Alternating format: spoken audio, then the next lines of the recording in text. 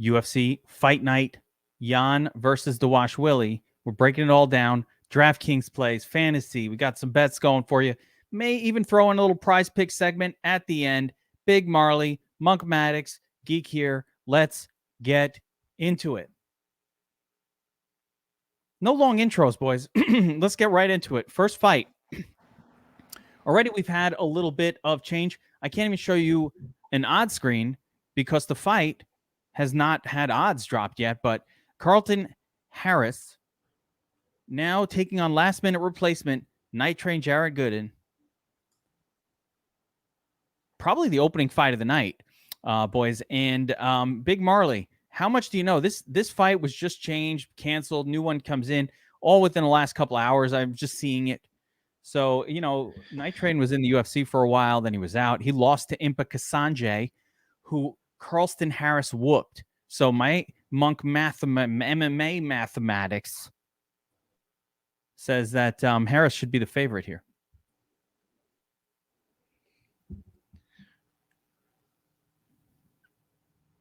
Did you hit it to me already? I missed it. Yeah, all right, you're freezing up on me, man. I was at the gym when this fight was announced. So I only saw a couple fights when I got back from Carlton Harris. He wasn't really fresh in my memory, but from what I watched, I mean, he's dangerous everywhere. He's got power on the feet, and I would say he's going to have his biggest edge on the ground in this fight, because I think that's where Jared Gooden struggles the most, is off of his back or against the cage. And that's just where I was most impressed with Harris.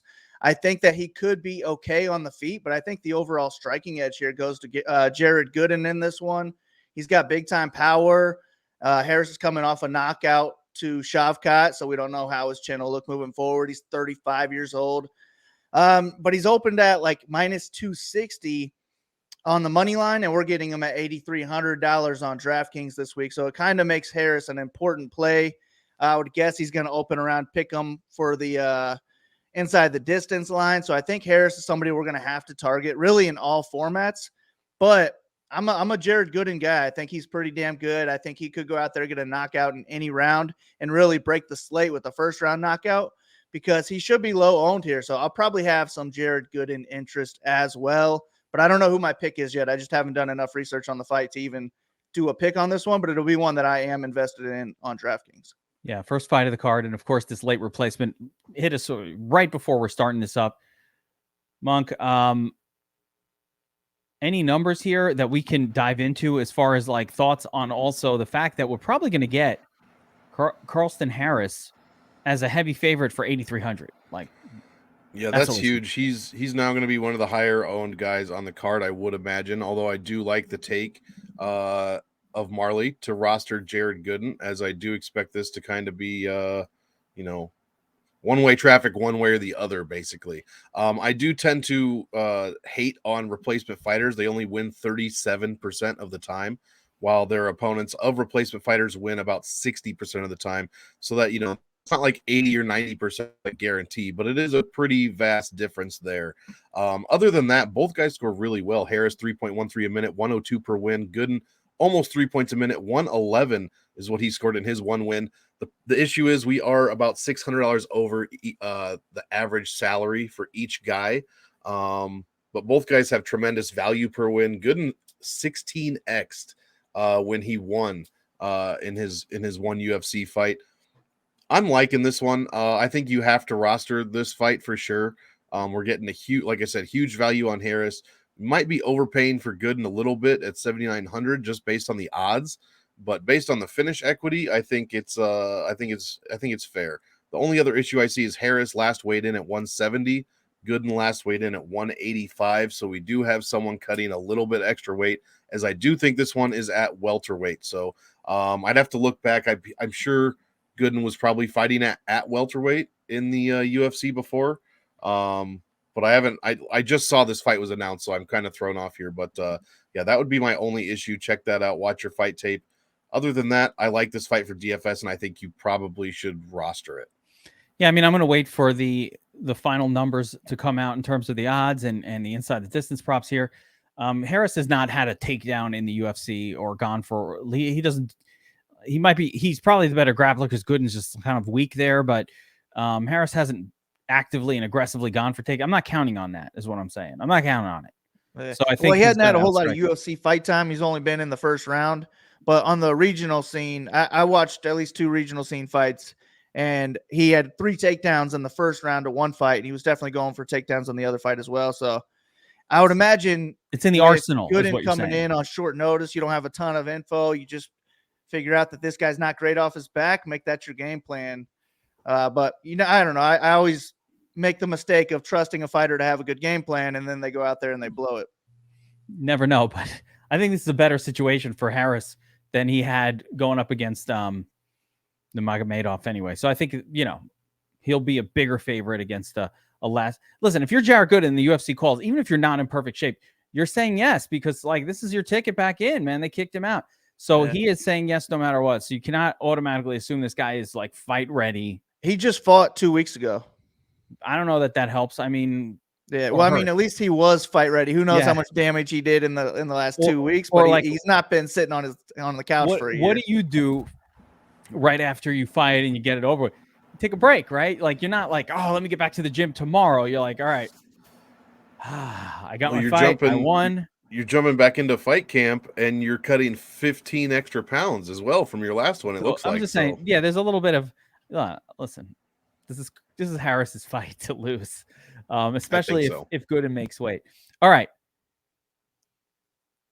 I don't even want to spoiler alert this next fight with what I'm going to say, so I'm saving it to the end. We got Tyson Nam taking on Bruno Silva. Bruno Silva is a -190 favorite. The comeback on Nam here is +165, and this one is -145 to end inside the distance. Big Marley, tell me about these two fighters. You got Hawaiian against the Brazilian. We got Nam being the striker and just purely a striker. He's a kickboxer here. And then Bruno Silva's the well-rounded fighter, but he is primarily a grappler. So he's going to have a big edge on the mat if he takes it there. He's decent on the feet as well, though. I think Bruno Silva could go out there and win a striking match against Nam because Nam's 40 years old now. He looks great when he goes out there and gets a first-round knockout and scores 100-plus points on DraftKings. But when he doesn't get a first-round knockout, he's just not doing enough in the fight to win on the scorecards. He's 0-3 in decisions in the UFC. And I just don't see him winning really any decisions because he's not active enough in the striking game and he doesn't go for takedowns. So I think it's knockout or bust for Nam as always. I faded him last time. It burned me. I'll fade him again this time, hoping he doesn't get it. And I'll be on the Bruno Silva side here. I think he is playable on DraftKings. If I was going to bet this fight, it would be on the Silva side as well. I think it would be smart of him to go out there, look for takedowns in the first round, and just kind of tire out 40-year-old Nam and take away the first round power. And then I think it should be smooth sailing from there for Silva, and he could win the fight anywhere. So Silva or pass for me, and I think he can win by any method. There we go. How do you see this one going down, Monk? I love that. And it's funny you said Nam was 0-3 in decisions because Silva is 0-2 in decisions. So one of these guys is going to have to, it seems like one of them is going to have to finish the other one. Or else they could just be fighting in perpetuity. Who knows?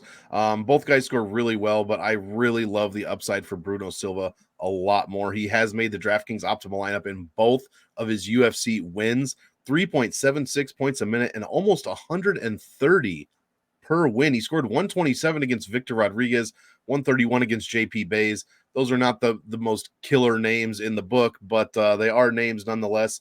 The only issue with this fight is neither guy allows a ton of points. Tyson Nam only 2.1 points a minute and 62 per loss over his last 2 losses, and Silva only giving up 80 points.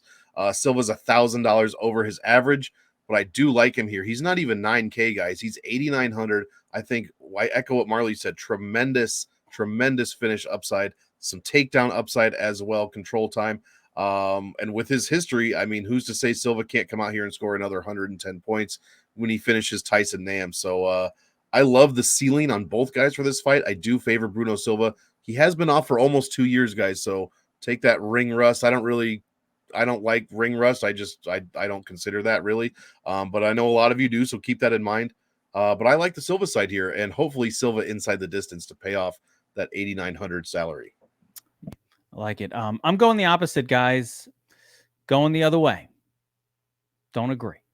Nam, I think, is a better striker than Silva, and we could rip on the volume that comes out of Nam, which is not great. It's better than this volume that Silva puts out.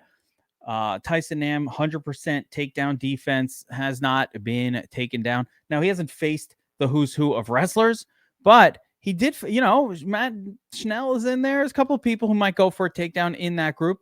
So he's been pretty good at keeping it standing. This guy has a career for a long time. I don't really get the, the line movement was crazy on this one. I don't know what happened there. Like there was some massive line movement. Marley, did some news come out that pushed the line? Because this line was originally much, much closer to even. I mean, at one point it was just kind of a pick 'em. And then there's this spike for Silva. Silva's going for takedown. I don't think if he can't get the takedowns, I think Nam can outstrike him and he will hit harder and it will look like he's punching harder to the judges. Maybe. I mean, he just doesn't outstrike people. I don't know. He's just not doing anything. And I think Silva's volume is lower because he's spending time on the mat in a lot of these fights. If he was on the feet for 15 minutes, it'd be a little bit different. I don't know. I haven't seen Bruno Silva outstriking anybody. Like he's won fights, but he's won with a good, well-rounded game. My point is, I just think like Nam, there's a reasonable chance that Nam can keep this fight standing. And if he does that, I mean, he's only had 4 and he wins a decision, attempts. though, you're probably scoring 50 points. No, I don't like it for DraftKings, to be clear. I just think that Nam can win the fight. Like, I don't really think that Silva is anywhere near a lock to win the fight. I think Nam can win it. I like Nam as a bet. I would bet the underdog. I would not bet Bruno Silva because at worst, for me, this is kind of a 50-50 situation. I'm not paying minus 200 for a 50-50 spot on a favorite. I don't care. I hear a kill shot in the distance. I'm considering it, except I don't think it scores well enough to be a good kill shot. By the way, all of us missed our kill shots as we are forced to take an underdog, and only one underdog won last week. So it's tough to keep the streak going when all the dogs lose. But we're going to keep it going. So anyway, I like Silva in this one. I'm sorry. Say that again. Repeat. I like Nam in this one to get a decision win or maybe a knockout along the way and score well. But I am not a fan of Silva. I don't think he can score well in this fight, especially if Nam stops the takedown. I don't see what Silva is doing that causes him to score well. So I'm going to be pretty close to fading Bruno on this card. All right. Tony Gravely, Victor Henry. Gravely coming in as the plus 125 underdog. Victor Henry, minus 145, the favorite. Big Marley, we love Gravely. He goes for takedowns, man. He goes for lots of them. Over and over and over. It's like me watching videos on Paige Spirinak's OnlyFans site. I watch it. You can't just watch it once, bro. You watch it again and again. Improve your stroke. Golf stroke. Yeah. Got to watch those videos over and over. That's what Gravely does, but with wrestling. What's Victor Henry all about? How's this one going to go down? I would say Henry's a better striker. But, man, I don't know with Henry because he came into the UFC and he beat Barcelos in a super high-paced fight, and I thought he looked amazing in that fight. So if you give me that Henry against Gravely, I'd take that Henry to get the win. And then he comes back against Rafael Assunção and loses a super low volume, boring fight. And if you give me that Henry, I'm picking Gravely here. So I just think it is kind of a toss-up because I don't know on the Henry side. But I would say the most impressed I've ever been with Henry was that Barcelos fight. I didn't see anything in the regional scene that said that he was going to do that to a guy like Barcelos. So I'm going to be more so on the Gravely side in this one because he's $600 cheaper on DraftKings. When Gravely wins, he scores over 100 DraftKings points. He's got big-time power on the feet, and he's a good wrestler. He could go for takedowns in all 3 rounds, rack up 10 takedowns in this fight if he can have the cardio to do so. But he could also go out there and knock this guy out within 60 seconds and break the slate with the 60-second bonus as well. So I'd rather take the underdog because it's a card where I just don't love that many underdogs. And on the favorite side, I'm more likely to click other names that are around Henry over him. So I might full fade Henry here, and I would imagine that Gravely will be one of my higher owned underdogs on the card. Monk, you've got MonkMMAtics. You got to love Gravely for his scoring prowess. Oh yeah, I mean we're up near Marab levels here. 5.5 points a minute over his last 5.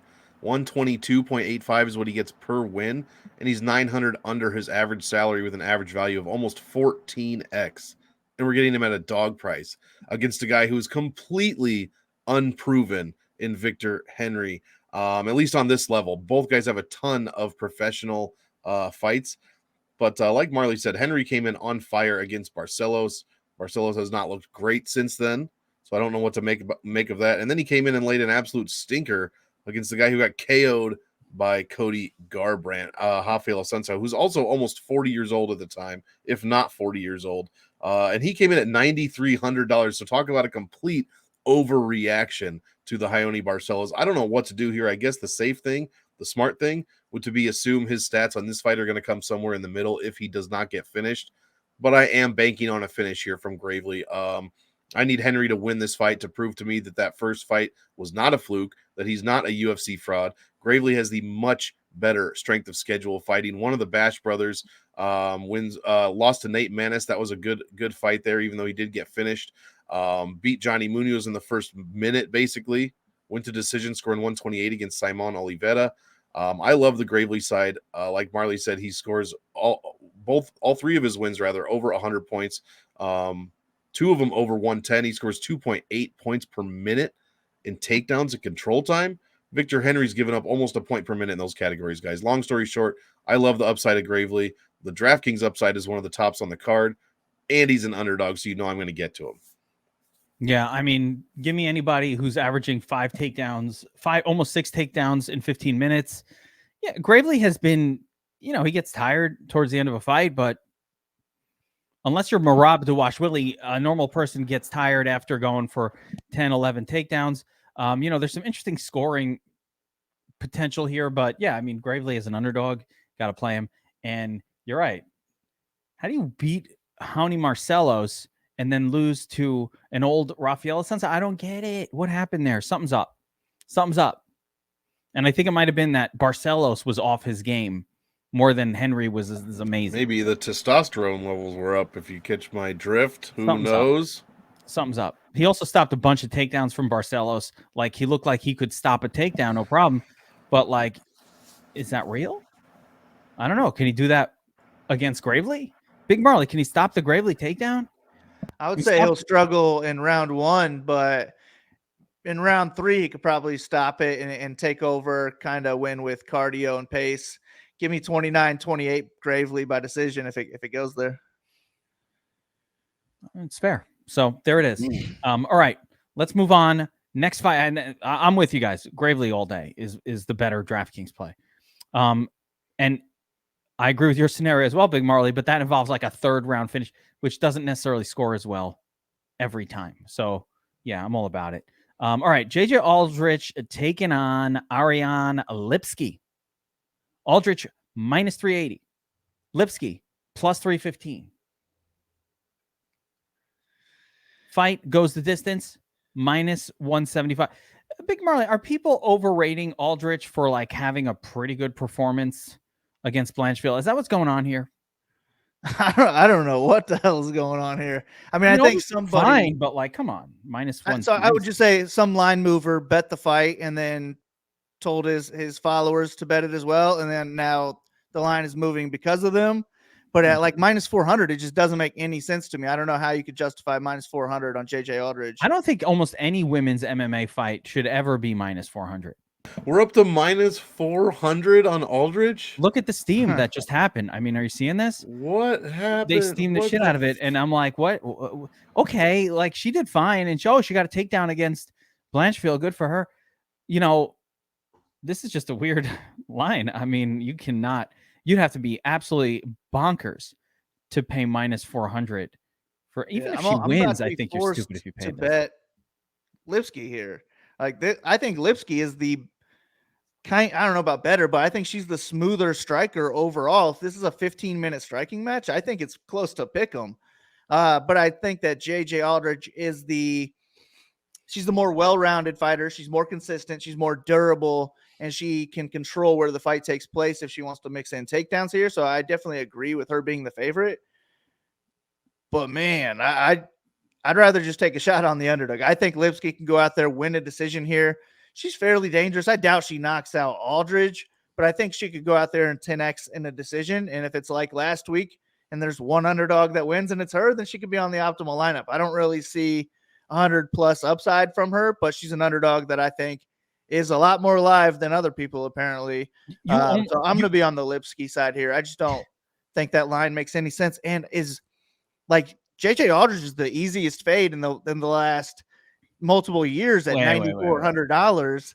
Like there's no way if I was making 500 lineups this weekend, I'm going to have 0 JJ Aldridge. So JJ's a fade for me. I'll be field weight or maybe over on Lipski, but because of this line, I picked Lipski. Dude, you almost have to you almost just by obligation, you have to take Lipski by decision plus 480. Yeah. Like it's all that is probably a 40%. What are these lines? That is a 40% outcome. Maybe 30. Okay. 30% of the time Lipski wins by decision here. I mean, thank you, Priscilla Cachuera. Because these lines are plus 480 for a women's fight against JJ Aldridge to go to decision. Nah, JJ Aldridge probably wins, but I don't want to rip on JJ. I actually, what I think will happen here. She lost to Sabina Mazo. Rip on her. Sabina's a badass, though. Sabina's a badass striker. Yeah, her record Lipski says can otherwise. be a badass at times. Yeah, Lipski's fine. Lipski's not horrible. That's what I'm saying. Like, this is great. Aldrich needs to take Lipski down to dominate the fight. She can do it. Yeah. It's in her repertoire. She's got that. Will she? I mean, I'm sure she'll get a takedown or two. I mean, this is just crazy to me. I'm with Marley here. This is 100% dog or pass.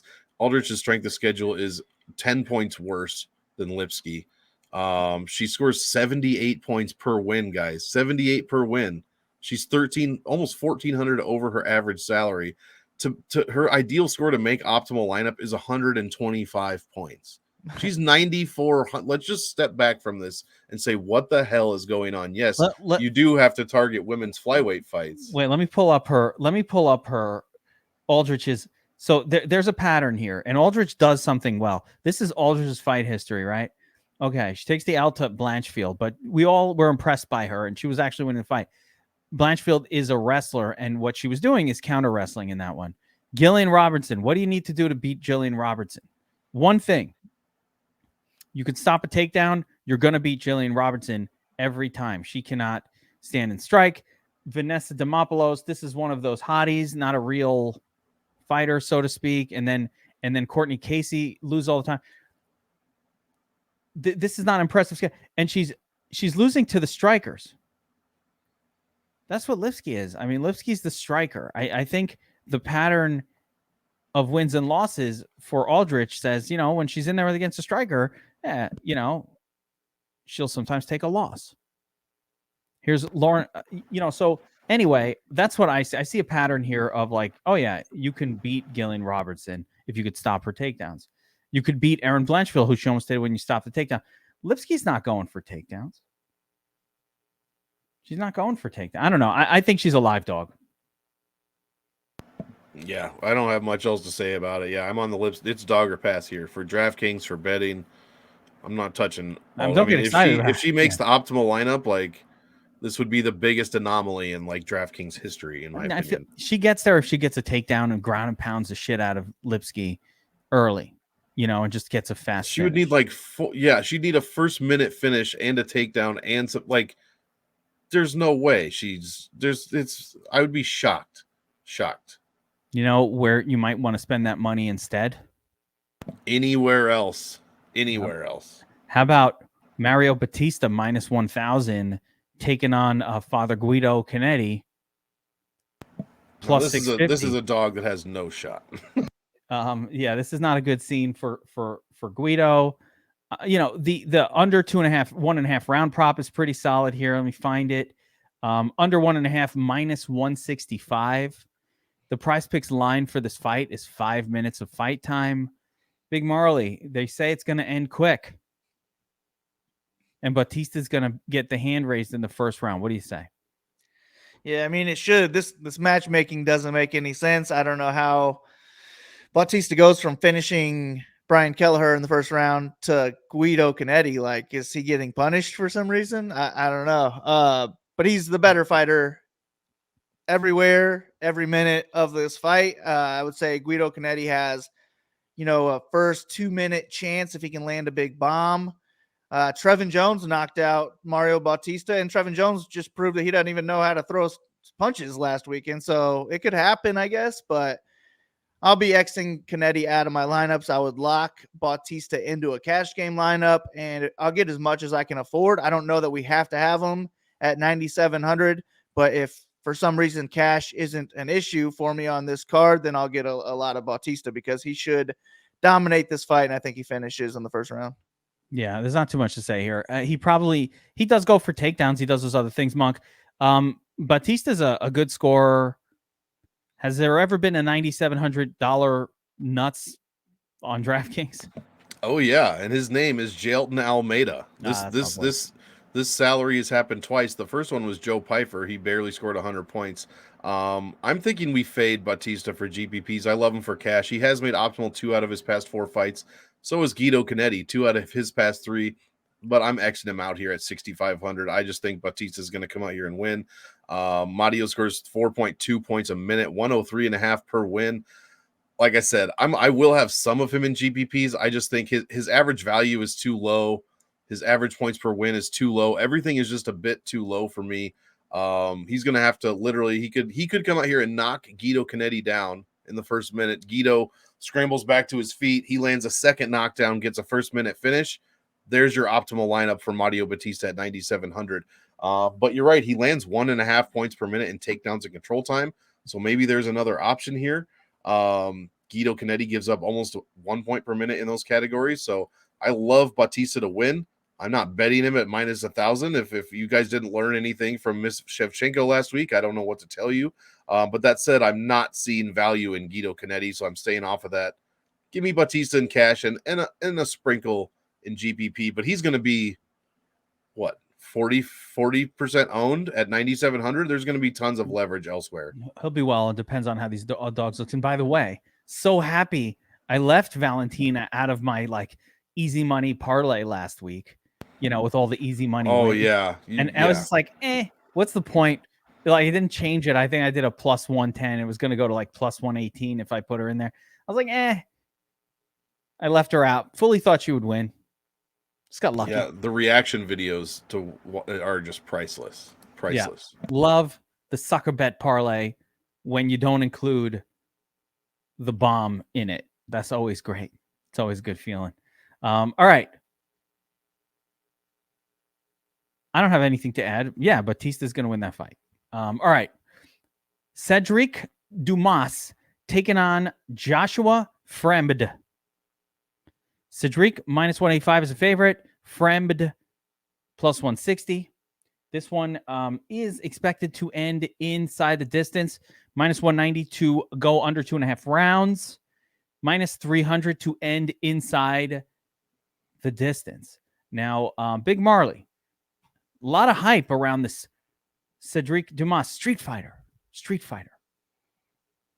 Comparisons to Jorge Masvidal. What do you say? I mean, I'd say it looks like a decent MMA fighter, but I went into tape study thinking, all right, we got a contender series guy who's really hyped up here, 7-0, unproven. Let me find a way to fade this guy. And then I watch him, I watch Fremd, and I just can't find any advantages for Fremd in this one. I think that Dumas is the better striker with a big-time speed advantage. I think he's more dangerous on the feet as well. I think he's the better wrestler. I think he's got better control on the ground. And it just feels like such a setup fight with the UFC giving Dumas, the guy who just finished a fight with the standing guillotine, a guy who that just got finished by standing guillotine. It's like, how many standing guillotines have there even been in the UFC? Let's set these guys up right here. Is this the UFC? So Yeah, I'm is on this the Dumas side. I just think that he's a lot better, and he probably goes out there and could finish anywhere, and he could also just go out there and have a wrestling heavy, top heavy decision game and score well in the decision. So I like Dumas quite a bit. I'll have a little bit of Fremd just to fade the hype, just in case. But I really didn't see anything from Fremd to make me want to pick him in this one. So it's really all Dumas for me if I'm hand building like 10 lineups. Yeah, Monk, that line has moved also. It continues to move. You can see it was open. It opened a little bit. I mean, you could have gotten this at minus 130. Oh. Now you're looking minus 180, 190 for Dumas here. What's not to like? I think a lot of people are trying to fade him just because he's a newcomer, Dana White Contender Series guy. I've seen, surprisingly, several people on Fremd this week. I don't see it. I'm with Marley here. I like Dumas way better. In his fight, you just have to throw that fight out. He scored 121 points in his Dana White Contender Series fight. He finished in less than a minute. Josh Fremd, as Marley said, just lost to a standing guillotine from Trayshawn Gore. I know there's a lot of love for Trayshawn Gore. It's not coming from me. I don't think he's a great fighter at all, really. I could be proven wrong, and I'd be happy to be proven wrong. But that looked really bad, losing to Trayshawn Gore that way. Fremd gives up 5.5 points per minute and 106 when he loses. Yeah, he lost to Anthony Hernandez. That is a legit loss from an absolute killer. But the Trayshawn Gore kind of balances that out. I have no stats for this one. The strength of schedule is terrible. Absolutely terrible for Cedric Dumas. We're in the 60s here when we should be closer to 70s like Josh Fremd is. But that Anthony Hernandez loss does go a long way, as Hernandez has a great record. Give me Dumas for the win. Give me Fremd a little bit just to fade the hype. As Marley said, I think that's a good idea. But I wouldn't go any more than 15% on Fremd, maybe 20 if you're feeling like super froggy. But I think Dumas has a really good chance of coming out here and just finishing Fremd as he's been finished in the past. So give me Dumas for the win. And I will have some of him at 8,800. I think that the potential value is a steal. And 8,800 has been on fire this year. Yeah, I like it. I think Dumas will be a fairly popular play on the card. You know, we're still before ownership projections, but I think he'll be a fairly popular play. And we'll see when the projections come out, but I think it'll be popular. Yeah, I'm with you guys. I like Dumas here. I think the UFC appears to be a setup fight. Like, hey, let's get this guy a W. You know, bring him along, and we'll throw some turd that's lost all his UFC fights at him. They probably want him to do a quick turnaround, and I wouldn't be surprised if they want him to come back for International Fight Week if he gets a quick win here. So there we go. All right. Remember, you're watching the DFS Army Killshot MMA breakdown. You know, if you like what you're seeing, give us a solid, hit that like button. We appreciate it. Lets people know. It helps an algorithm or something. And we appreciate the likes. And of course, make sure you're subscribed to this channel for all our great MMA content. We're breaking down. I put out price picks, UFC picks for last week. I hit 4-1 in my 5 picks. The only one that went bad, Big Marley, was the over on minutes for John Jones. And then in hindsight, and I had actually done it 2 ways, but the one I gave on the video was the minutes. There had one for fantasy points, John Jones 100. And then hindsight, I was like, the fantasy points one was a much safer play. Should have went that way. Hindsight's always 20/20 though. Well, I hit it. I made a second lineup with that one, so I nailed my lineup. Anyway, I got a 4 out of 4 on that one, which was nice. But I like it when all 5 on the video hit. So we're doing MMA content, UFC content here on the channel, amongst all other DFS. So make sure you're subscribed to the channel, notification bell, all that good stuff, and hit the like if you like what we're doing. Let us know if you don't in the comment section below. I know you guys do. The hate flows. Hate flows easier than love, which is sad. Humanity needs to flip that around. Share the love, not the hate. Yes. All right. Next up, Davey Grant taking on Rafael Assunção, the aforementioned Rafael Assunção. Davey Grant is a slight -140 favorite. Assunção +120. I have a feeling this one will be goes to decision. And over 2.5. Yeah. Fight goes the distance, minus 150. And Big Marley, one thing I can tell you, and actually this will be a more of a Monk thing, is like a Sun Tzu fights, unless he gets knocked out fast, like that one random fight recently, they tend to be very low scoring for the winner and the loser. Are you worried about Davey Grant here in terms of just that history of a Sun Tzu not allowing a lot of points to opposition?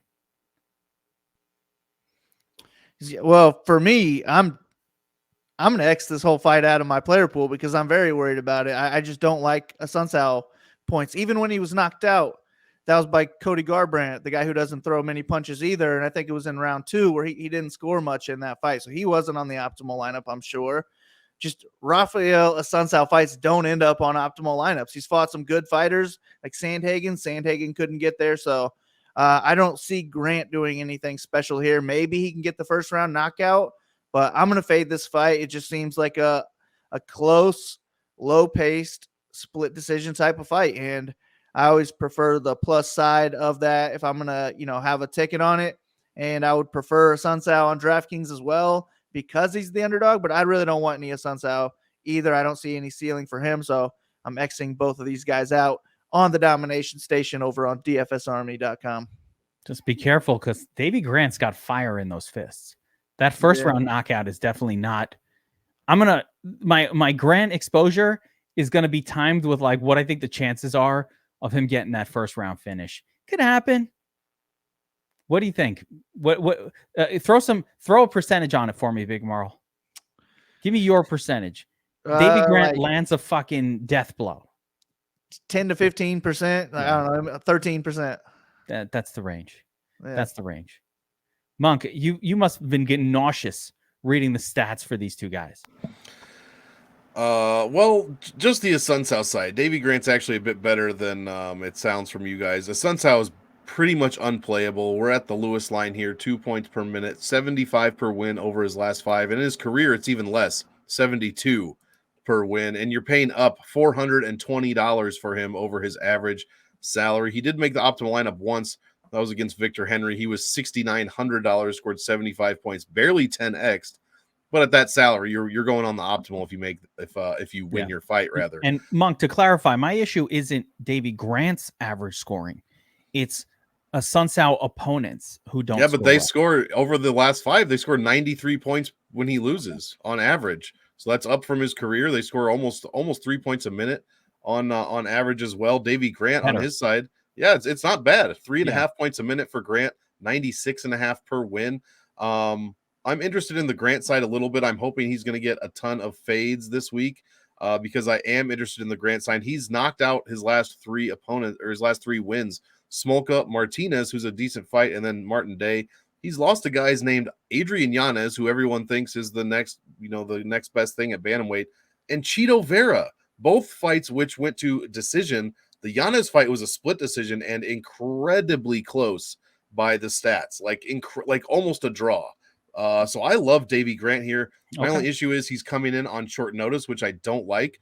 But Assunção is 40 years old. I just think Grant's going to win here. I won't play Assunção at all. I will be over the field on Davey Grant because I expect him to be like 20-25% owned. So, which I think is too low for a guy that's coming in here and finishing fights against a 40-year-old guy who has not looked good. He's 1-4 in his last 5, Assunção, and he's been finished in 3 of those 4 fights. 2, he's been TKO'd, and that's what Davey Grant does. So, and I see a path. Yeah, exactly. I see a path for a good Grant score here.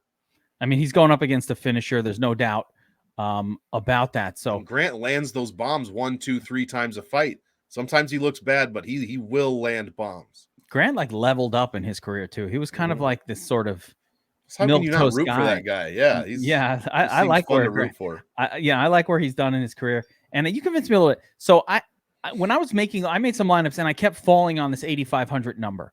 Like there's certain ways you put lineups together and you keep falling on it. So for me, I was like, oh shit. But I was doing that before we got the minus 220 Carlston Harris for 8,300 situation, which sort of flips the script a little bit. So that might This change is a things. great pivot. This is a great pivot from everyone flying to Carlston Harris. Yeah, because that will be the attractive one. Mhm. There's some other middling salary. There's another middling salary fight that I think is really interesting.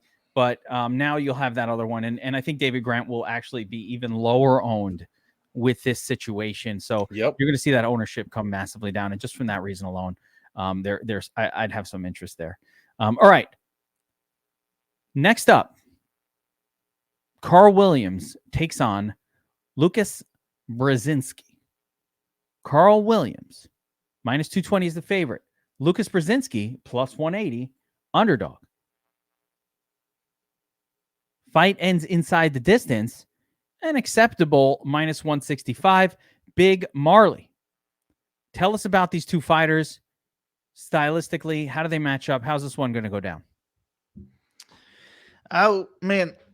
This Brzezinski guy or whatever his name is, he gives me the Duplessis vibes where like he gasses out in the first round and then he somehow just fights his way through it and wins fights when he's gassed out. Last fight he lost in the UFC, but he should have won that fight. He's just the way more active fighter in that one, and I think he would be the higher volume striker maybe in this matchup, even if he is tiring down. It just looks so bad visually. Maybe that's why he lost, just because of like how his body language looked. But I think that Carl Williams is the better fighter here. He's the more cleaner striker, and they think he's got the wrestling edge as well. So he's the one who can dictate where the fight takes place. I would say the upside for the Lucas is there with the early knockout. But if he wins a decision, I don't know that he's doing anything special. I think he could go around 10x or so. So I'll keep them both in my player pool. More of a domination station fight for me with my MME lineups. But if I'm making a solo lineup, I think it would be Carl Williams that I'm interested in. He's really not going out there and blasting guys, but he's a big, strong-looking guy. I think he could go out there and get a first-round knockout. But his boxing just looks a lot cleaner. He throws in combos. It's just the wrestling that I will be targeting him for. I think it was his most recent fight. He went out there and just wrestled this guy the entire fight. If he could do that on a real UFC fight, then he can score well. So give me Carl Williams to get a unanimous decision win. There's a lot of weird line movement on this card. This is another line movement. Does somebody know something? Is James Krause the coach for a lot of these fights? What is going on? Look at the line movement on this fight. Williams starts out at plus 125 on the opening. Now, that didn't last very long, but, it went to about, I don't know, plus 175, and now it's just flowing, and still moving. Yeah, I would say it's definitely closer to right now, I would say. But I didn't even know who these guys were. Like when I was just looking at the lines last week, I was thinking this was Chaos Williams against a guy who made his debut recently. I didn't know who either one of these guys were until I looked them up. I was like, oh shit, neither one of these guys was I right on. But I also think it's worth mentioning that Brzezinski kind of won these two fights. This was, I believe,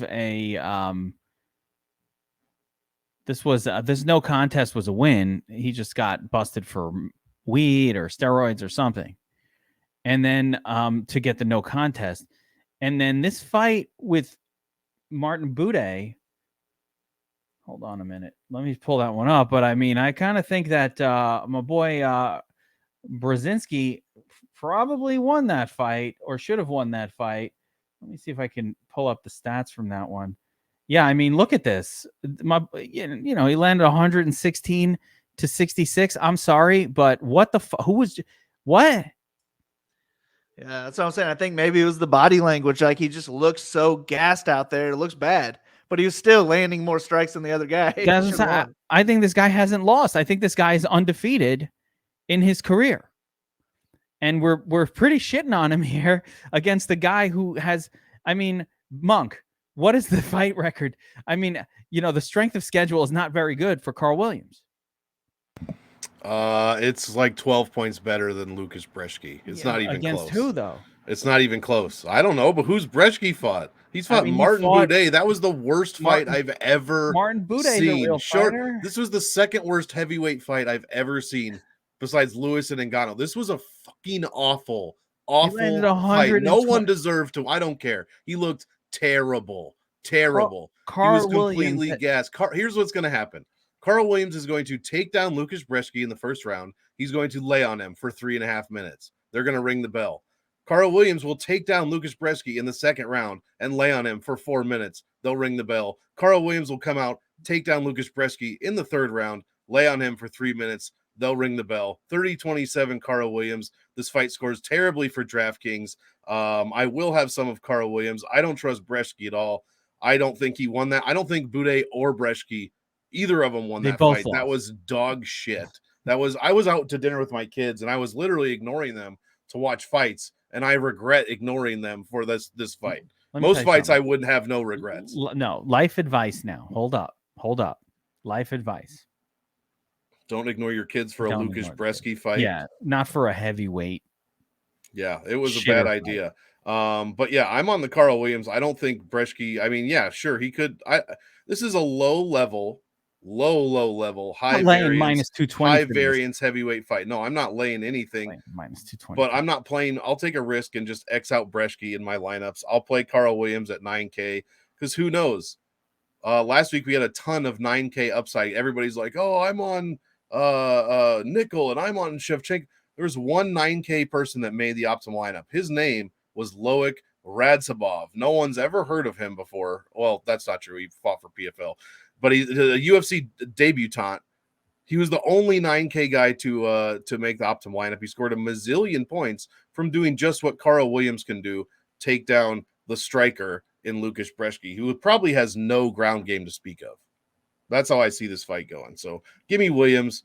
Give me a little piece of him. I'm going to play the ownership game with Williams. I want to see what his ownership is. If it's like 20, if it's less than 30, I'm going way over. If it's more than 30, I'll probably go around there, a bit under. Grappling upside is always a good thing. By the way, he fought for 15 straight minutes. His opponent scored 0.48 points per minute in his Dana White Contender Series fight. Let me see if I've got the hold on. Let me see if we've got the takedown per 15 number based on that fight here.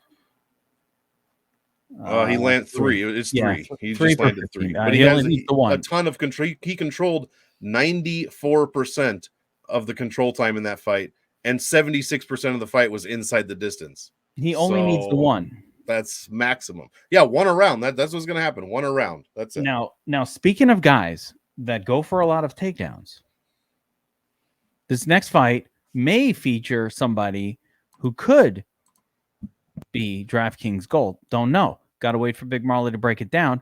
But I figured I'd throw a little teaser in there. So next up, we've got Vitor Petrino taking on Anton Turkalj. Turkali. All right. Anton Turkali. All right. Anton Turkali. Now there's a J at the end, but you were going to tell me that that's pronounced as a Y. Yeah, what language is that? Pretend it's an I. It's an I. And what language does the J sound like an I? Like what country is Anton Turkali from? I'm not even sure. You don't even know. All right. Well, it's a pick'em fight, minus 115 Turkali, minus 105 Petrino. The inside the distance prop here is a solid minus 195. And my boy Turkali. Sweden is the answer, by the way. Well, Sweden? Okay. Well, all I know is Turkali 8+ takedowns on average here. I'm assuming that's just from this Dos Santos fight because Almeida would have been taking him down. So, Big Marley, how do you see this going down? Yeah, striker versus grappler matchup. Turkali has some knockouts, but it's just power on the feet for him. His striking is not pretty at all, and his striking defense is even worse. But it's like he knows that, so he needs to go out there and get takedowns, and that's what he did on the Contender Series. He got like 11 takedowns against this guy, controlled the fight for 11 or so minutes, and it just wasn't impressive. It wasn't fun to watch, so they like fed him to Jailton Almeida as like a punishment, basically. but it got him into the UFC. And now he has a guy who maybe he could go out there and do the same thing against. I'm not. Was this the guy who fought Jelton as a heavyweight, even though they weren't heavyweights at all? Neither one of them is really a heavyweight, although Jelton, I don't know. But did he fight at heavyweight against Jelton? Do you remember? I would imagine. I don't know. Yes. Yeah. Heavyweight. Yeah, I mean, he had no shot there. But if he can do what he did on the Contender Series, he can score a lot of DraftKings points. And this is a striker versus grappler matchup.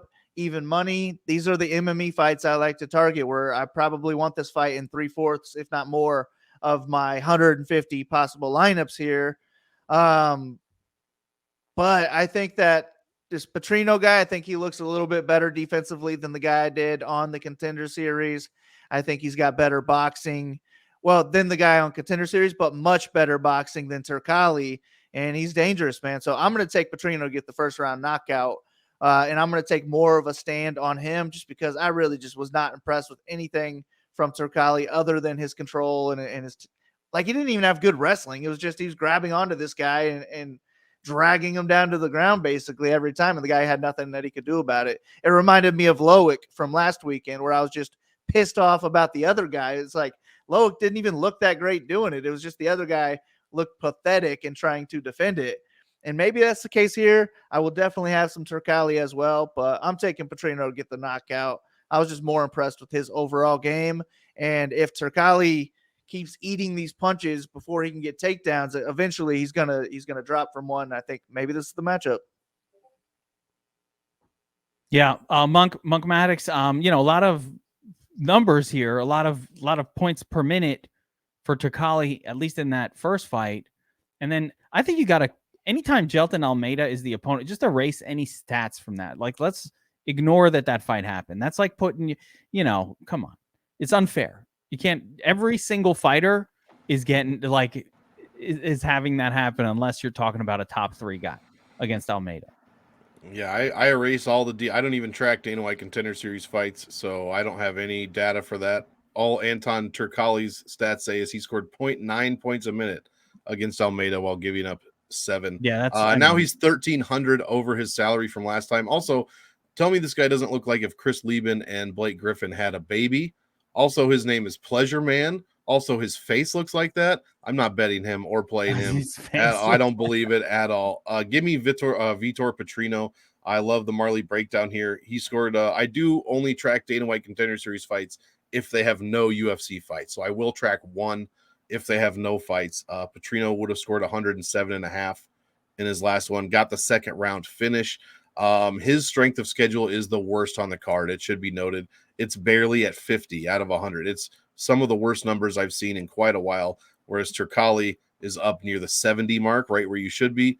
Petrino, the strength of schedule does worry me a little bit, but all turds. Even our boy Gazmarad exactly. and Tagulov, remember this guy? Yeah, for sure. He puts the anti and anti-Gulov for sure. Give me Petrino to get the win. The pleasure, man, I can't even, it just makes me I get the feeling in my mouth when I say that out loud, like I want to throw up, but I just can't put my money on him yet. I need to see what he can do. You're right. We have to throw out the Almeida fight, but I think there's a good chance Petrino comes in here and just knocks this dude out. So give me the high upside of Petrino. Listen, this is a DraftKings fight. You cannot ignore somebody who has 8 takedowns in a fight. I don't give a shit about anything else.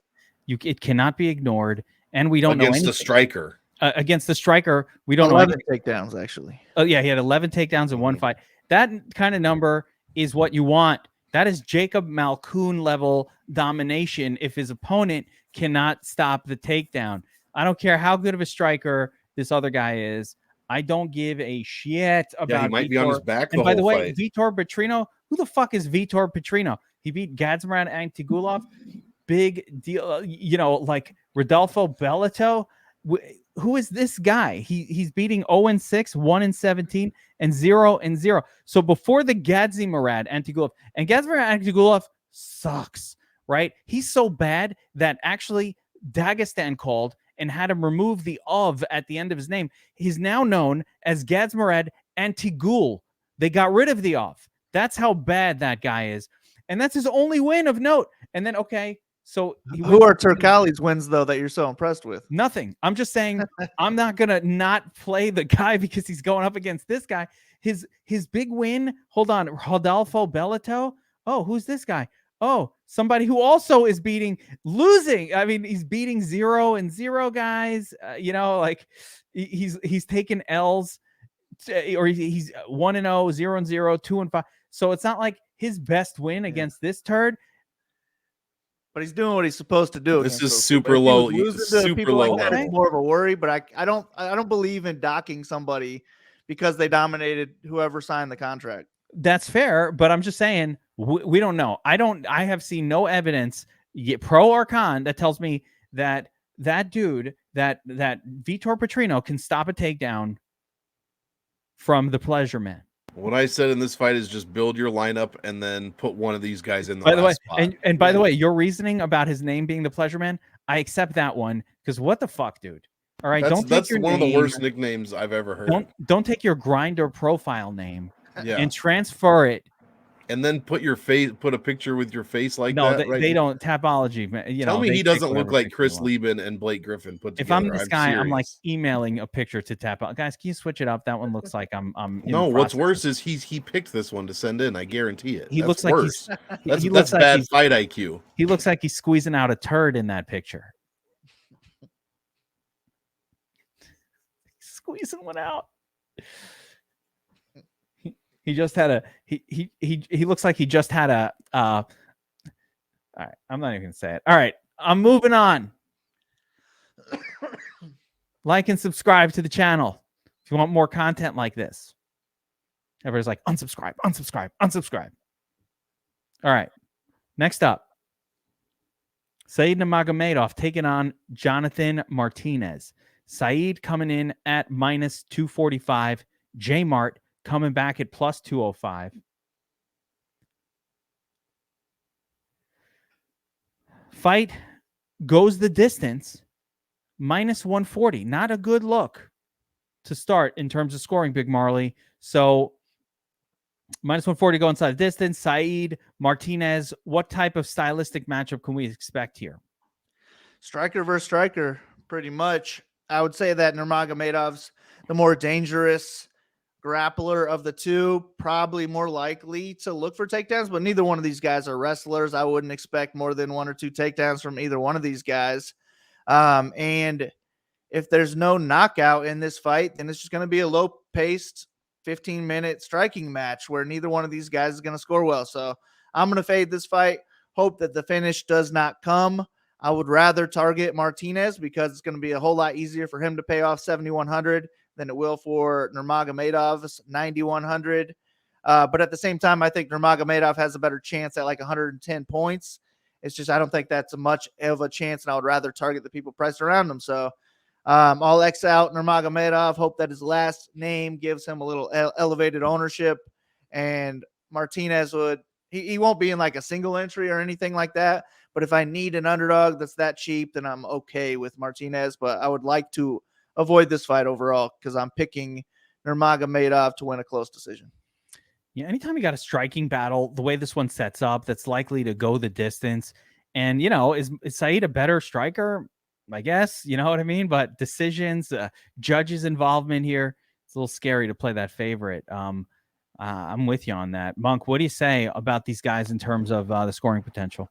I mean, me and Marley are on the same wavelength this week. It seems like he broke that down like perfectly. Literally took the words out of my mouth. It's going to be much easier for Martinez to get to his optimal value point of 94 than it will be for Nurmagomedov to score 121, which is about 13x of 9,100. Nurmagomedov well below the Lewis line here at 1.8 points per minute over his last 5 fights, and he has 7 in the UFC. So over his last 5, 1.8. 94 per win, and this is really based on just what Marley said. If he doesn't get a first round win, he's not scoring well. He got 122 against Striegel first round, 117 against Stamen first round, beat Douglas Silva de Andrade in a close fight decision, didn't even score 60, and this was at 9,200. So you're just burning money at that point. Said Yakub Kakhramonov, who it's a crime that he's no longer in the UFC, was pretty much, I think, beating Nurmagomedov, at least keeping it close till he got caught in like the 3rd or 4th gilly. but he only scored 76 in that second round finish. Marley said it perfectly. We're paying $500 more for a guy that doesn't do much standing. And as far as the striking numbers go, the accuracy for Nurmagomedov is 45%. In his last 5, it's where did it go? 39% accurate. Martinez's striking numbers are significantly better stats-wise than Nurmagomedov's in almost every category except striking defense, where they're both right around 60%. Very, very good for both guys. Martinez controls 68% of the grappling time he's in. I just like the upside for Martinez more. It'll be easier for him to make the optimal than Nurmagomedov. Probably a 3-round low-scoring decision. It's going to be hard for me to get to Nurmagomedov. And that's the other thing Marley said perfectly that I was going to say. Even though he's not related, there is a Nurmagomedov tax here, and we can take advantage of that by not rostering him. I totally agree 100%. So great, right? Saeed, what are you playing him for? Crappy scores? I think Jonathan Martinez is live for a win. And oh, by the way, absolutely. If I was a betting man, I might be interested in Martinez or Martinez by decision because it's really close. Like, it's surprising. I think Nurmagomedov's getting the last name benefits here a little bit, a little too much, a little too wide. He always does, and sometimes it works. When he doesn't get that first round finish, it does not. Yeah, it's a little too wide of a spread for me. So, yeah, give me the Martinez or bust side on this one. I don't think you need a whole lot of Saeed. Don't need Saeed on DraftKings. All right, let's move on to and by the way, that covers a lot of the very expensive favorites, but there are some that we want to load the fuck up on coming up soon. So stick around. Next up, we've got Ricardo Ramos taking on Austin Lingo. Ramos minus 355 is the favorite. Lingo plus 295 as an underdog. Fight ends inside the distance. A squeaky minimal favorite to happen at minus 125. And I don't know, Big Marley, I feel like Ramos, he doesn't do a whole lot to score well until he lands a spinning back elbow, and sometimes that works out. What's he going to do here to put up over 100? Submission, or I guess he could definitely have a takedown heavy decision win and get to 100. He had 8 takedowns over Nate Maness or something like that. And I think that's very in play against a guy like Austin Lingo, who I don't think has very good takedown defense. I do think that Ricardo Ramos is the better overall striker here, but Lingo's the better boxer. He's got power in his hands. I think that he's live for a striking-based decision, could score around 10x in that case, but he could go out there and crack Ramos in the first round and break the slate. So I think Lingo's in play for that reason. But if he doesn't get it, I just think this is Ramos's fight to lose, and I think he can dominate the fight on the ground. So I'm on the Ramos side. We love the $9,500 price tag as well, and I think this is a good fight for Ramos to win as long as he fights smart and avoids the early power. So get this fight to the ground. I think he gets a tap out eventually. Monk, how do you fall on this one? Usually I do love the $9,500 salary. I think I'm going to be fading Ramos in this fight. He just doesn't score well at all, ever, historically, enough to pay off $9,500. You need to score about over 120. And especially if we're talking about not a lot of dogs winning. What happened last week? Not a lot of dogs won. One 9K guy won, and it was the cheapest one. Now we're paying $900 over Ramos's average salary for 102 points per win. That is not going to be enough at 9,500 to get it done, even with a submit. Like, his numbers in a KO TKO win, 101, submission 106, which isn't bad. We're getting closer. Decision is a good number, but it's not even 100. It's 98. We do historically see a ton of takedowns from Ramos. He had 8 per 15 minutes against Algio. He had 3.5 per 15 minutes against Murphy, and he had 7.5 per 15 against Garagori. But he threw none against Tukagov in a fight in which he lost 15 minutes, and then the very short fight between Chavez, in which, like you said, spinning back elbow, fantastic. First round finish, you think, wow, first round finish, it was barely over a minute. He scored 101 points at 9,300. That's not even 11x. That is not good enough for us to make. I don't know if he made the optimal. I think he made it on the Algeo fight. I don't think he made it in the last fight. So I think this is a setup fight for Ricardo Ramos here. I am picking him to dominate Austin Lingo, who's never been finished, for the record, never been finished.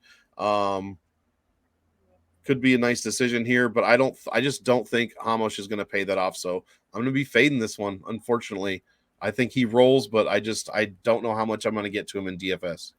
Yeah, I actually don't hate that. I think that I'm going to play him some for his first round submission potential, but even that might not get him there. I do think there's a lot of people priced below him on this card that can outscore him, but I think what gets me to him is I'm for sure fading Aldridge, and I like him a lot more than I like Nurmagomedov, so I'm fading a 94 and a 91, and I'm picking him to kind of dominate on the ground. So I feel like I got to get a little bit for those reasons. Might be fading, you're right. Might be fading a lot of the I'm fading zone. It sounds like I'm fading 97, 95, 94, 91.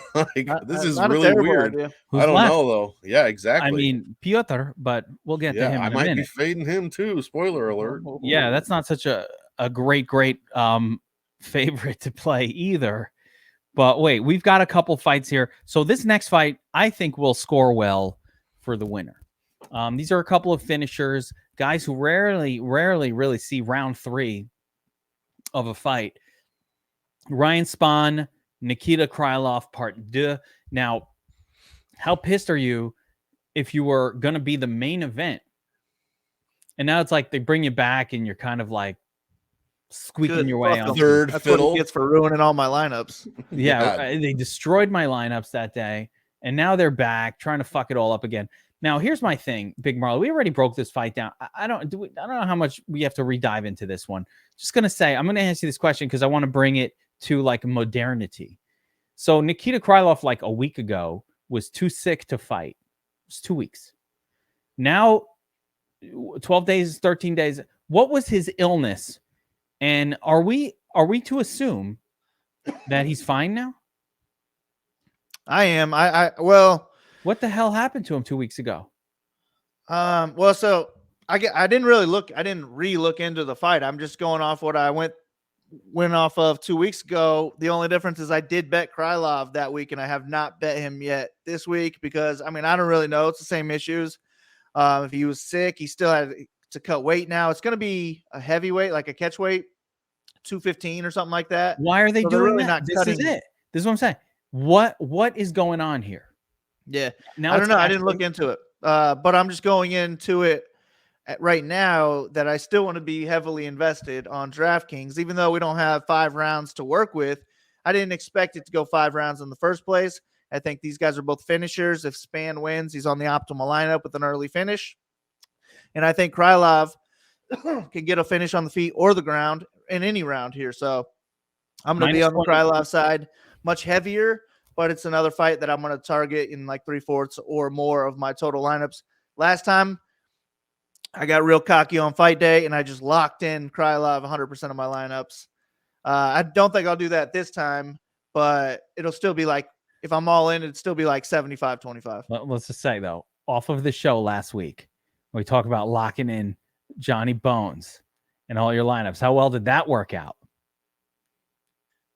It wasn't optimal, but I had no Grasso, but I won. It was an overall winning night thanks to my big John Jones bet, but I lost on DraftKings because I had 0 Grasso. Yeah, I didn't have Grasso either. My boy H3 Buddha went almost 100% Grasso, and I asked him, it's fucking crazy, dude, what put you on Grasso? And he's like, and it's funny, it was the first lineup I built last week. I built with Grasso also for the same reason, because I looked at all the underdogs and I was like, me all too. These turds are going to lose. And then I was like, all these turds are going to lose, so I might as well throw in Grasso. Just take the 6,800 and you can make a lineup with all favorites. And it was just like this, but I would never make like 50 lineups all that way based on that one with premise. Loic and Grasso. With Loic as your only 9K and Grasso, you can give me 1,000 lineups and I'm not coming up with that one. No. Yeah, well, that's why you get a solo takedown. I have never even sniffed or approached a solo takedown in MMA. Never. Like when I've won the tournament, it's me and like 30, and it's always like 6K of the 100,000. or That's 9. That's what Buddha does, though. He finds these contrarian spots and he Yeah. just takes down all the money. The first time I met Buddha at the first live final for MMA in New York. So I met him there at something that's very hard to get into. And then I met him at King of the Beach as well, another hard thing to get into. And he just takes down these tournaments that with these lineups that you would never think of. And he takes not only down that one tournament, but he puts it into multiple things. That's how you make the shmoney. Yeah, That's how you do it. Buddha. So yeah, congrats to Buddha, of course, on that win. I think you got to play some span here, boys. Do not lock in Krylov. I don't give a shit. I don't know what happened to him. He was sick. He's better. It's 2 weeks later. Span is pissed. He's like, I went from a headliner to a 5-round main event to whatever the fuck this is. There's just enough reason here. Play both sides of this, but load up on this fight. It's minus 150 to end under 1.5 rounds. And it's not, Krylov is kill or be killed. I think either if he can't take Spawn down, he is going to lose the fight. That's how I'm at. I think he loses if he can't take him down. Can he take him down, Big Marley? I think he's a much better striker. Spawn's takedown defense ain't that good either, FYI. Yeah. So I think Krylov's just a much better fighter everywhere, actually. Like, I think there's a decent skill level gap between these two, in my opinion, except for maybe round 1, just because Span is so dangerous. He's so big and long, and he's got power as well. So I think round 1 will be the biggest sweat, but if this makes it out of round 1, Krylov's going to be like minus 300 plus on the betting line. All right. That's fair. All right. Let's move on. Co-main. Ooh, I love this fight. Co-main event. Alexander Romanov taking on Alexander Volkov. A lot of Alexanders here. Romanov is a minus 150 favorite in this one, with Volkov coming in as a plus 130 underdog. And the fight ends inside the distance. Prop here is a solid minus 245. I'm leaning that it could go the distance. I think I take the plus 185 on that, Big Marley. But Romanov has a stat that I love, and that's over 5 takedowns per 15 minutes. This guy does one thing. He keeps going for it. Might slow down late.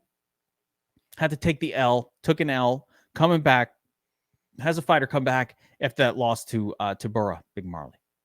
Psychologically, what happens there? Shit, I don't know psychologically, but I mean, I would hope that he works on his cardio. But I mean, for DraftKings, I don't think it matters. Like, if he works on his cardio enough where he could do that for a full 3 rounds, then it'll matter. But like, if he can still just go hard for 2 rounds and slow down in the third, I think it's going to be very bad in the 3rd round for him, especially in this one, worse than the last fight. But I'm definitely more interested in the Romanov side, because this is not a fight you want to go out there and test your striking in, where there's maybe some other fights in the heavyweight division where he could have some success on the feet. Like, you don't want any time on the feet at all in this matchup. So you go for takedowns in the first 15 seconds of this fight, and ideally you stay there. Or if he gets up, you're getting him down again. I definitely like Romanov for that reason. I think he can finish Volkov in the 1st round, maybe in the 2nd round as well. But I do think he slows down doing that type of game style, that game plan. And if Volkov can keep getting back up like he did against Blades, he had to get taken down like 14 times or something in that fight, but he kept getting back up. If you can get back up here, I think the 3rd round is going to be terrible for Romanov. I don't even think he would make it through it. And I think the volume that Volkov could really put up in that time before he can finish it could really put him up in a high score as well.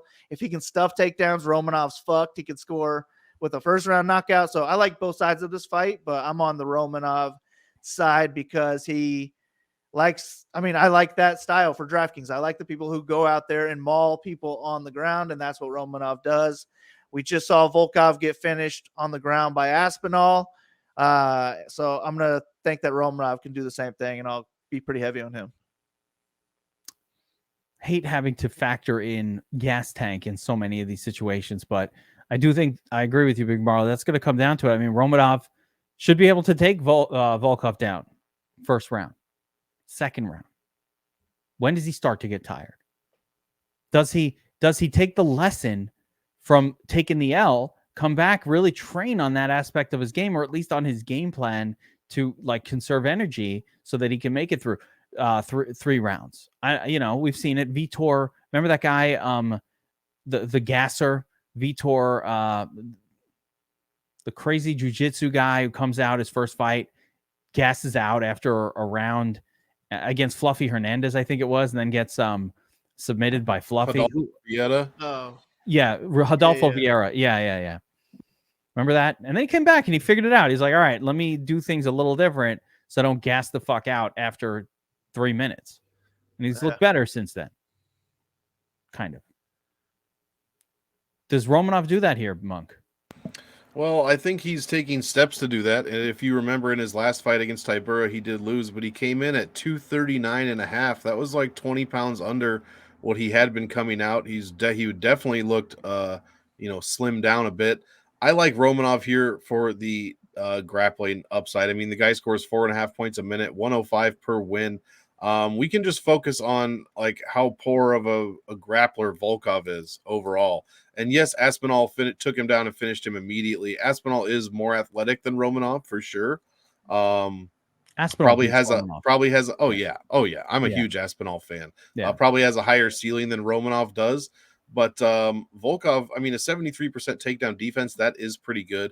He's only, spent 30% of his fight time fighting inside the distance, and he's only controlled 22% of that fight time, whereas Romanov has spent 69% of his total fight time fighting in the distance, and he's controlled 87% of that fight time. I got some next gen stats that I've started doing over the last 5 fights.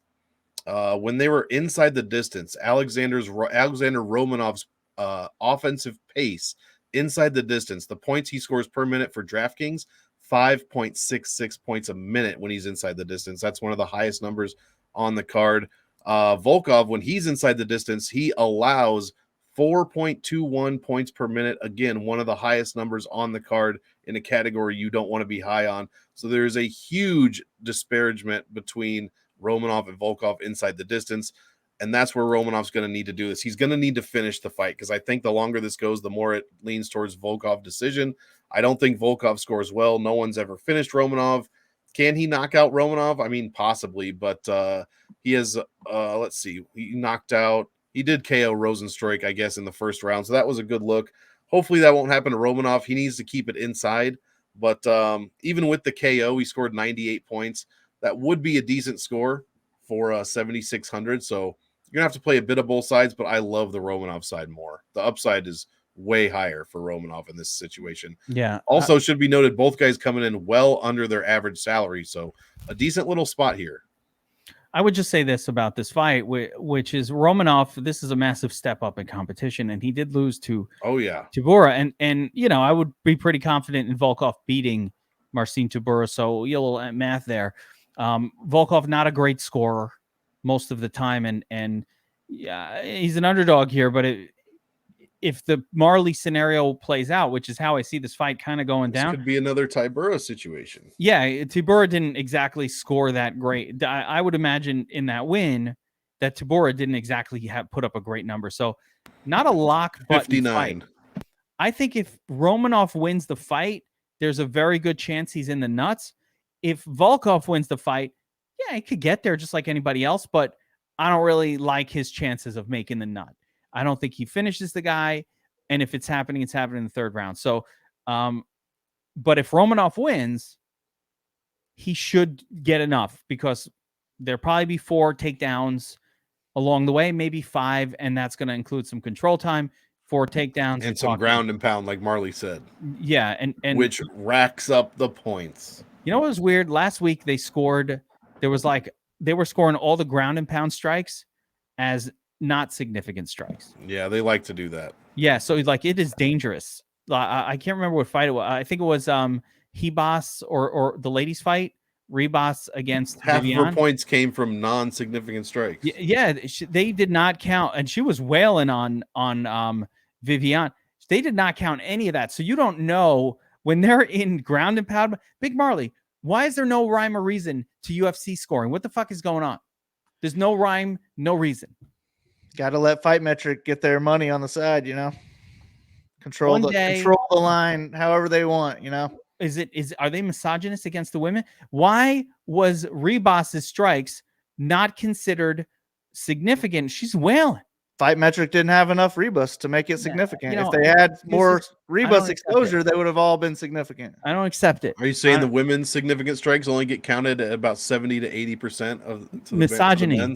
Misogyny, down with the patriarchy. Now I believe that shit. I didn't believe it up until just now. Yeah, I mean, I think it's supposed to be, for the most part, if they're at range, it's a significant strike, and if they're not at range, it's just a strike. But I hate how there's something subjective in scoring when we don't know if these people have these secret accounts or not. And we know that this guy was in one of the scores for Fight Metric was in these MMA tournaments years ago, which is already enough for me. So I just don't trust them at all. I feel like they should get rid of anything that can be subjective. I don't get it, especially the ground and pound strikes, because sometimes they're counted. Yeah, was that last Dricus du Plessis strike against Eric Brunson, was that not a significant strike? I mean, it caused them to throw the towel in. No, yeah, I don't know.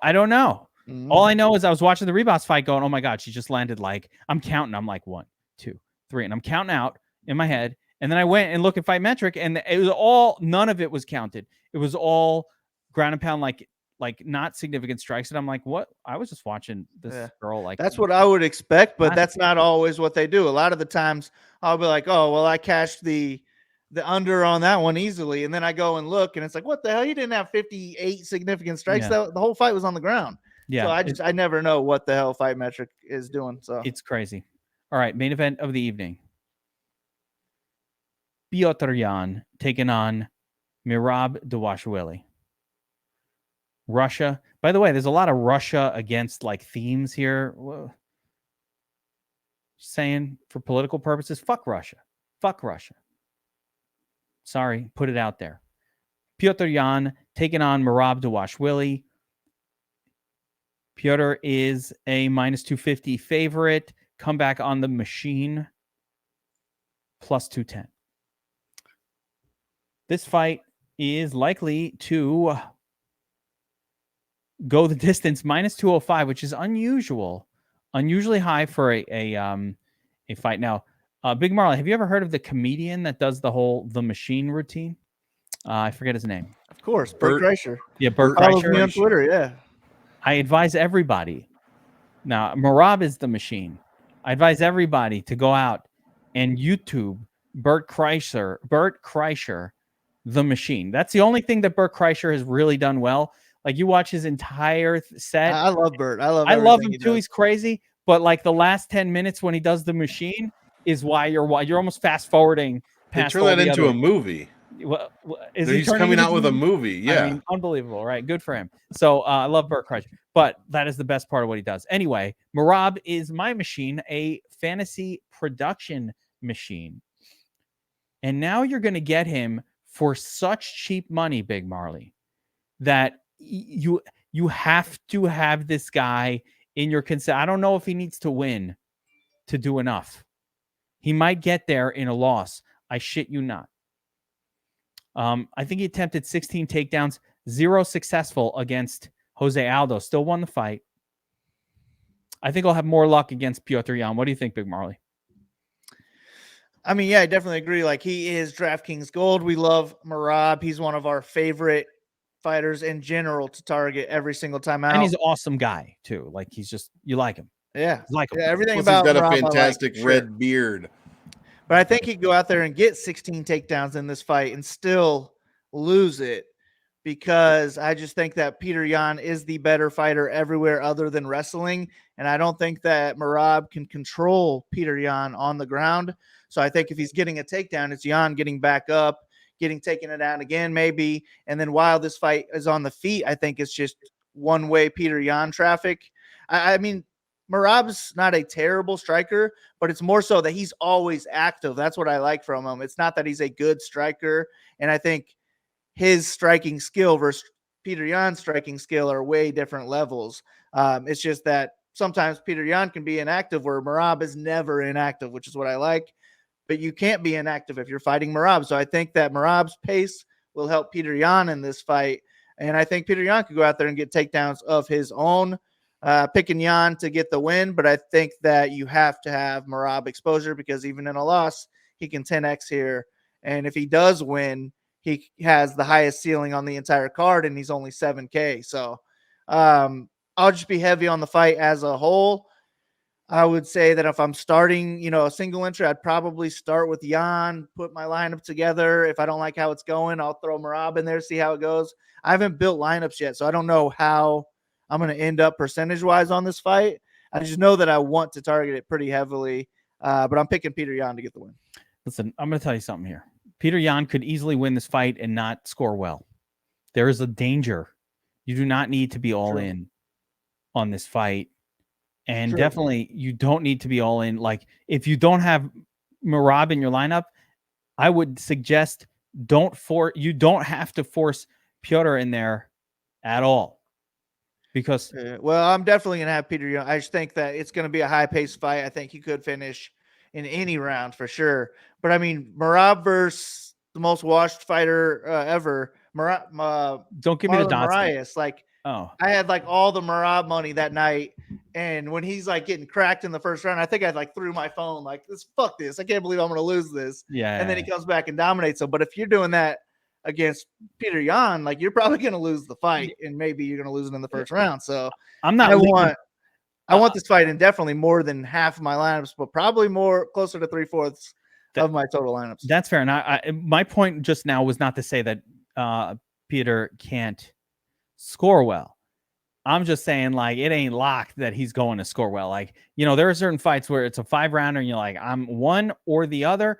Like when Spawn and fucking Krylov were on the card 2 weeks ago for a 5-rounder. I'm like, I'm going to put them in every lineup. And of course that cost me when I got the 0-0, but I stand by why we put them in all the lineups. And in this case, there is a definite path for Yan to win a fight that does not score well, even after 5 rounds, because he is low volume. He's going to have to watch how often he throws because Merab is on you. I mean, look how poorly Aldo scored.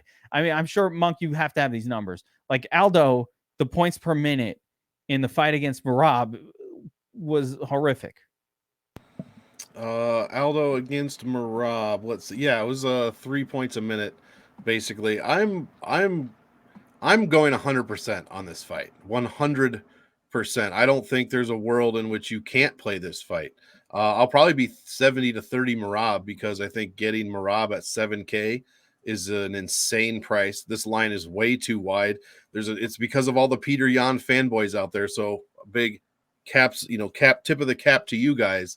Your boy is 2-3 in the past 5. Just let that sink in. I know he should be 4-1 in your mind, which is why we're getting such an amazing number on Merab Dvalishvili.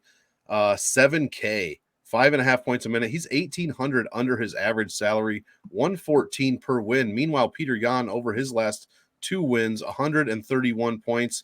One of those he scored like 150 something against Aldo. Jose Aldo. But over his career, 107.2 per win. And at 9,200, that's a decent price. And I will look at that price. Like Marley said, the more this is on the feet, the more I like Yan.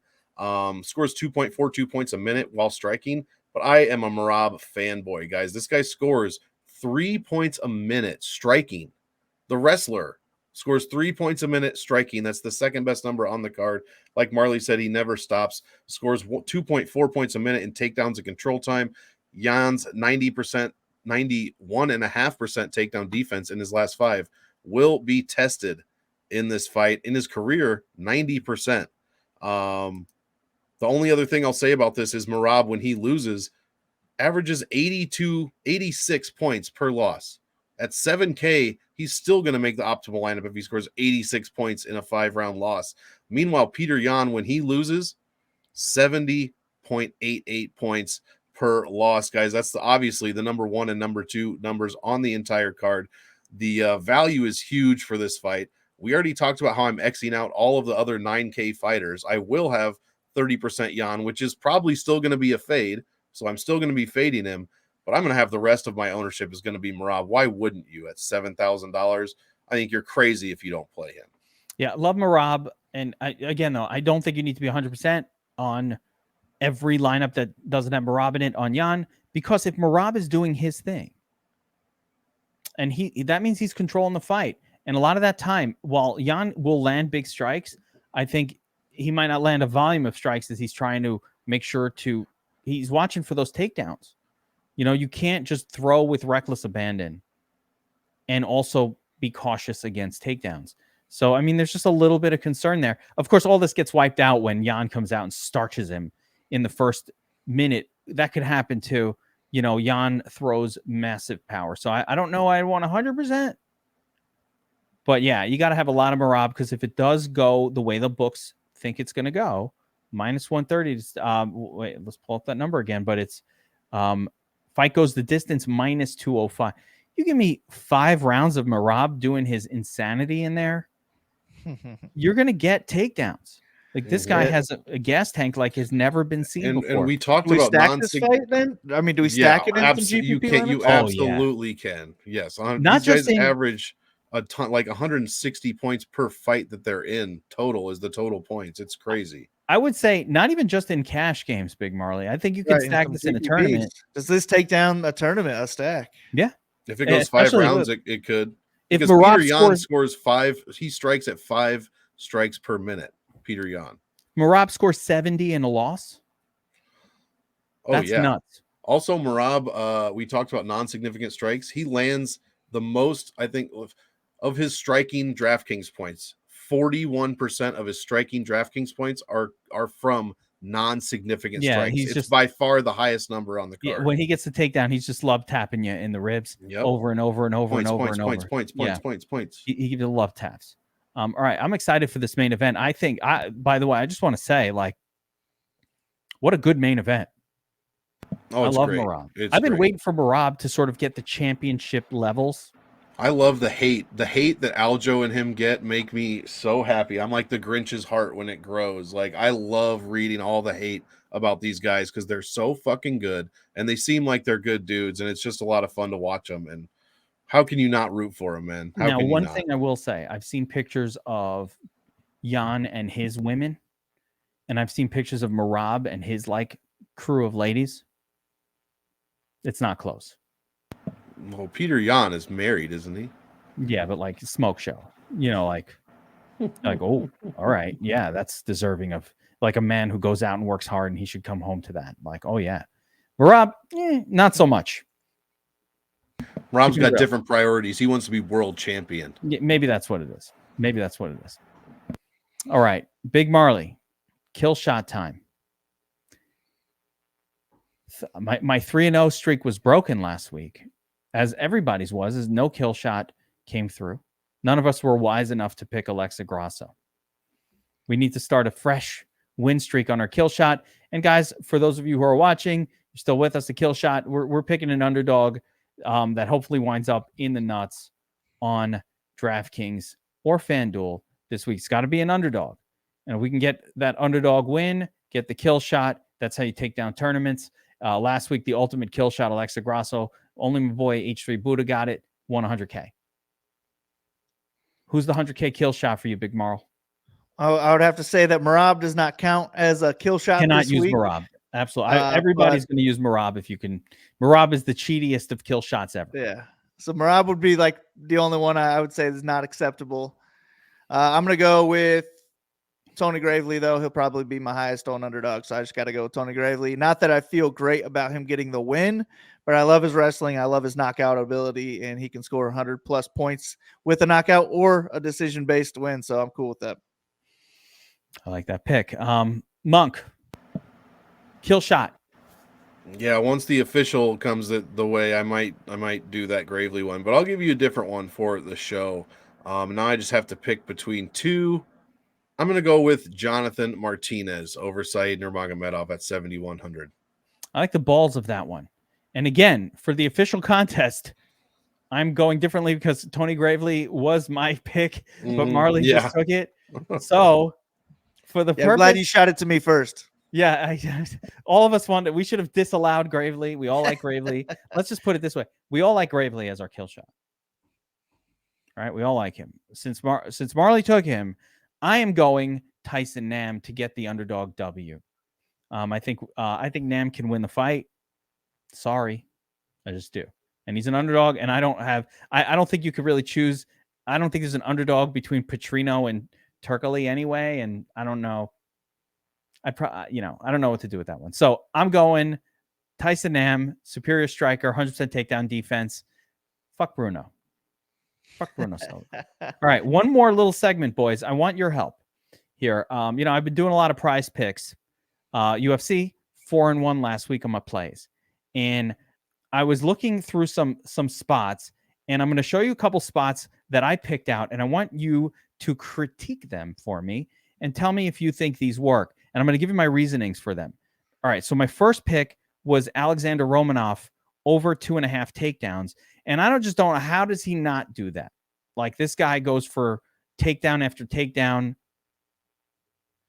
I would say he doesn't do it by finishing the fight early, getting the quick finish that could burn him. Yeah.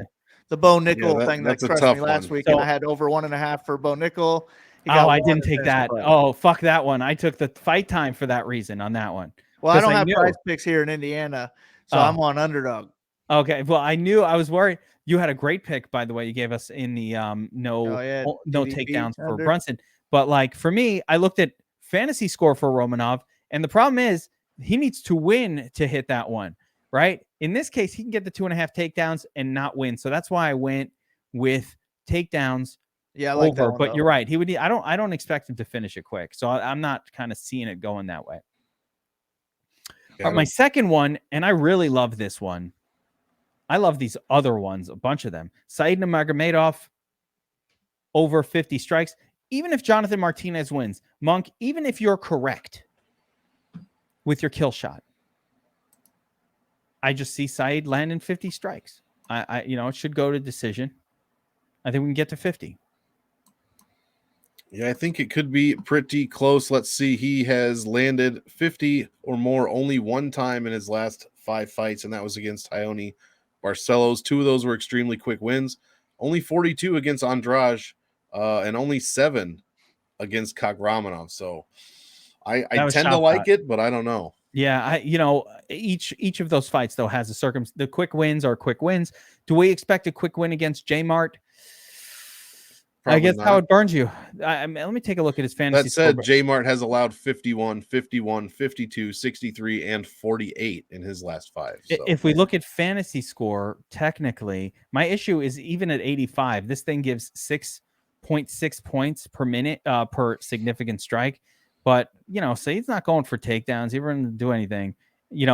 A decision gets you, according to their scoring, 50.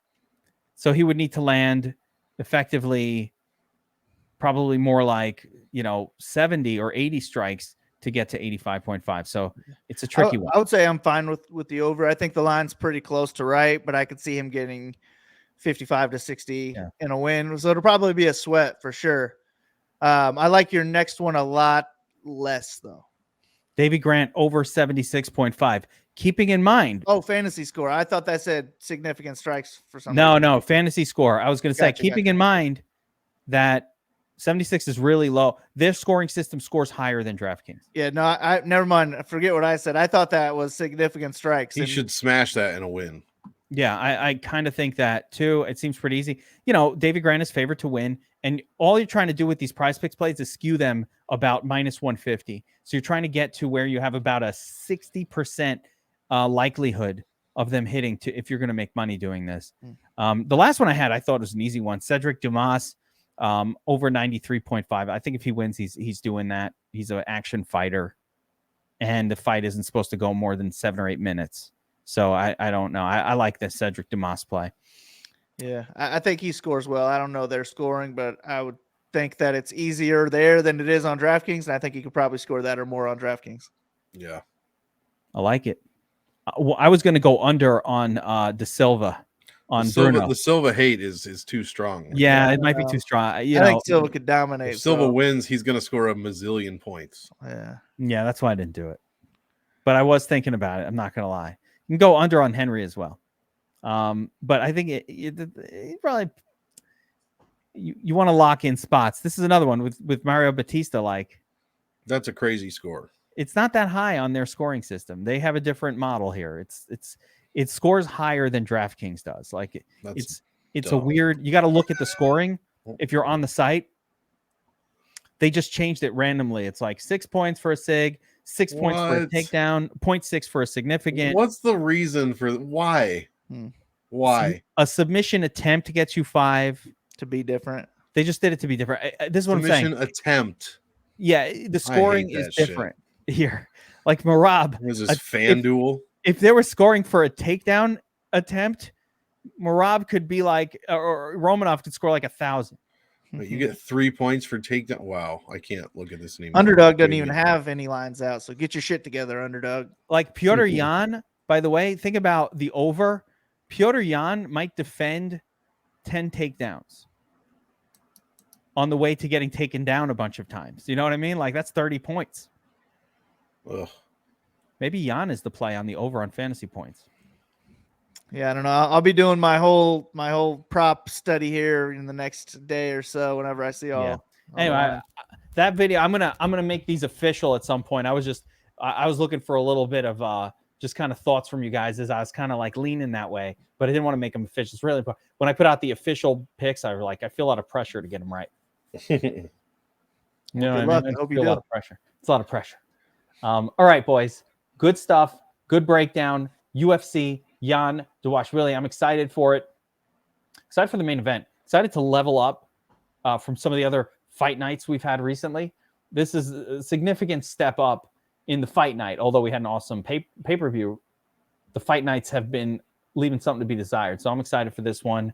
Again, subscribe, channel, like, share the video, hit us up on Twitter and give us a tweet, whatever it is that people do out there. Let people know if you like the show, like the breakdown, want us to keep doing these week after week, focusing on DraftKings and hopefully helping you take down some tournaments. Big Marley, Monk, Geek, we're out.